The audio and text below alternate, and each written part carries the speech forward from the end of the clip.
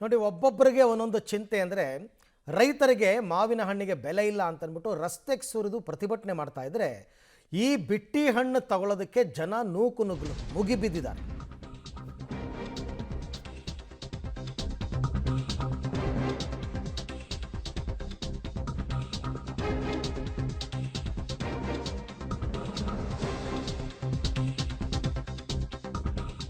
ಮಾವಿಗೆ ಬೆಂಬಲ ಬೆಲೆಗೆ ಆಗ್ರಹಿಸಿ ಶ್ರೀನಿವಾಸಪುರ ಬಂದ್ಗೆ ಕರೆ ಕೊಡಲಾಗಿತ್ತು. ರಸ್ತೆಗೆ ಮಾವು ಸುರಿದು ರೈತರು ಪ್ರತಿಭಟನೆ ಮಾಡಿದರು. ಆದರೆ ರಸ್ತೆಗೆ ಸುರಿದಿದ್ದ ಮಾವಿನ ಹಣ್ಣಿಗೆ ಜನ ಮುಗಿಬಿದ್ದಿದ್ದಾರೆ. ಫ್ರೀ ಸಿಗುತ್ತಲ್ಲ, ನಮ್ಮಲ್ಲಿ ಫ್ರೀ ಕೊಟ್ಟರೆ ಏನು ಕೊಟ್ಟರು ಬೇಕು ಅಂತಾರೆ ಜನ, ವಿಷ ಕೊಟ್ಟರು ಬೇಕು ಅಂತಾರೆ.